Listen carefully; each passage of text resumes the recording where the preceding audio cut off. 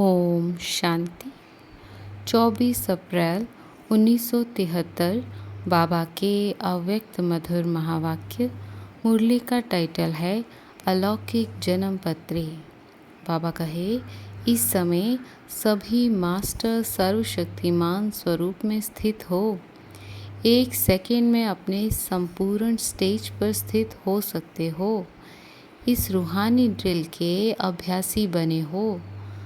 एक सेकंड में जिस स्थिति में अपने को स्थित करना चाहो उसमें स्थित कर सकते हो। जितना समय और जिस समय चाहें तभी स्थित हो जाओ। इसमें अभ्यासी हो कि अभी तक भी प्रकृति द्वारा बनी हुई परिस्थितियां अवस्था को अपनी तरफ कुछ ना कुछ आकर्षित कर लेती हैं। सभी से ज़्यादा अपनी देह के हिसाब किताब रहे हुए कर्म भोग के रूप में आने वाली परिस्थितियां अपनी तरफ आकर्षित करती हैं।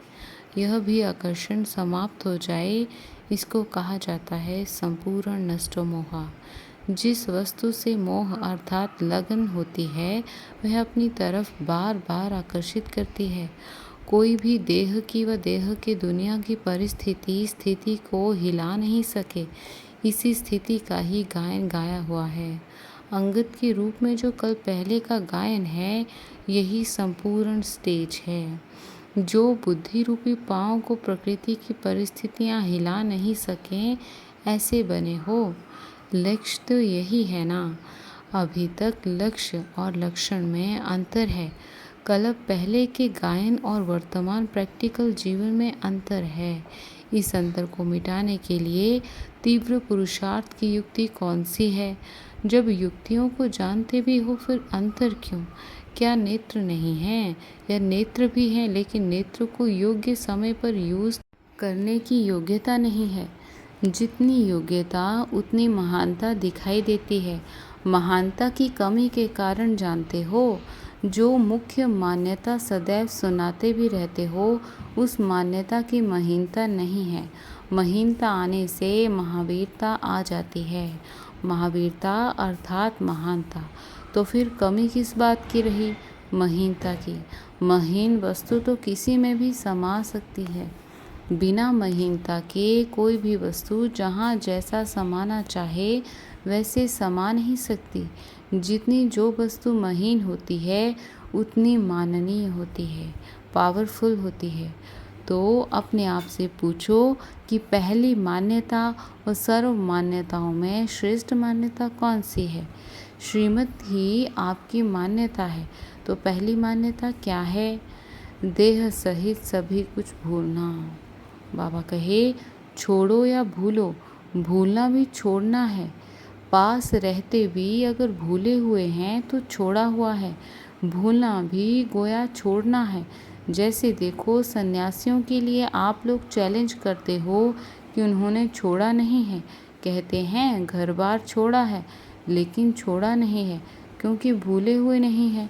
ऐसे ही अगर सर्कमस्टेंसेस प्रमाण बाहर के रूप से अगर छोड़ा भी अर्थात किनारा भी किया लेकिन मन से यदि भूले नहीं तो क्या उसको छोड़ना कहेंगे?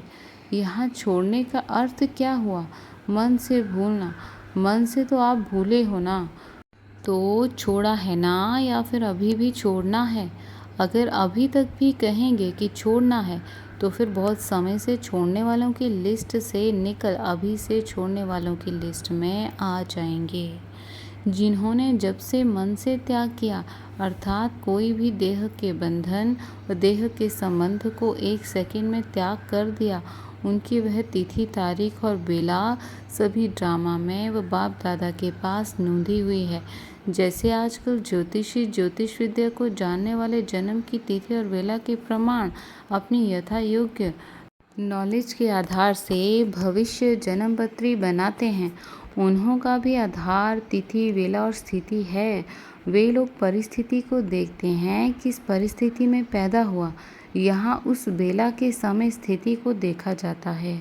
जन्मते ही किस स्थिति में रहे उसी आधार पर यहाँ भी हरेक के भविष्य प्रारब्ध का आधार है। तो आप लोग भी इन तीनों बातों की तिथि वेला की स्थिति को जानते हुए अपने संगम युग की प्रारब्ध व संगम युग की भविष्य स्थिति और भविष्य जन्म की प्रारब्ध अपने आप भी जान सकते हो। एक एक बात की प्राप्ति व प्रैक्टिकल जीवन के साथ संबंधित है। यह है ही अपनी तकदीर को जानने का नेत्र। इससे आप हर एक अपनी फाइनल स्टेज के नंबर को जान सकते हो।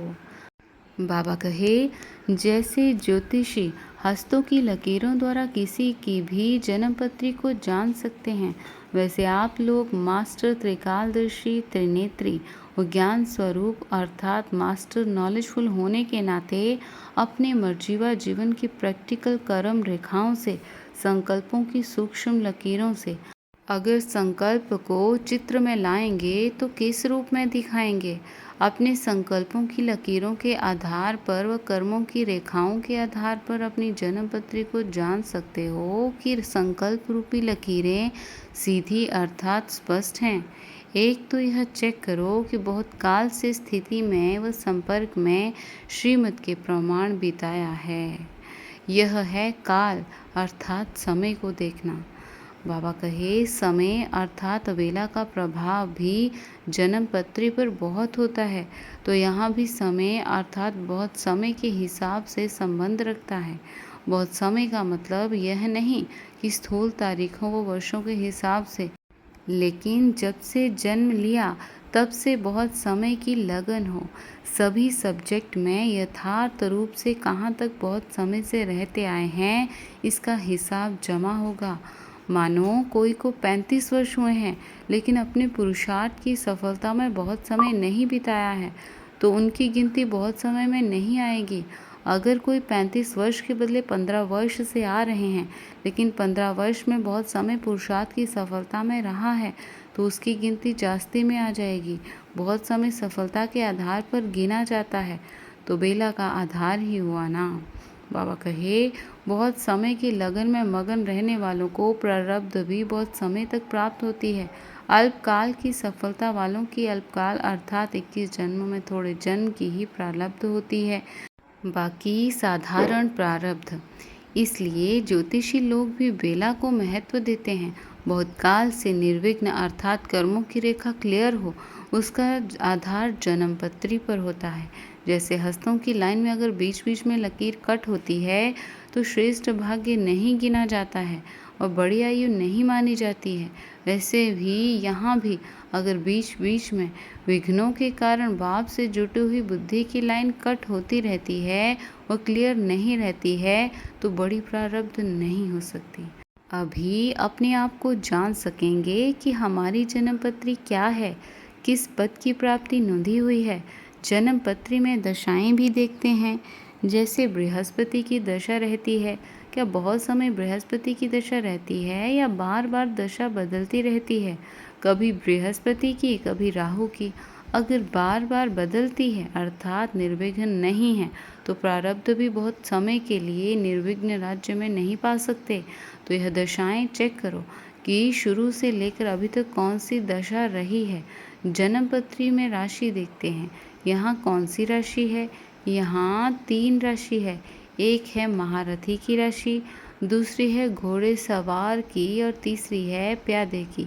इन तीनों में से अपनी राशि को भी देखो कि शुरू से अर्थात जन्म से ही पुरुषार्थ की राशि महारथी की रही या घुड़सवार या प्यादे की रही है। इस राशि के हिसाब से भी जन्म पत्री का मालूम पड़ जाता है।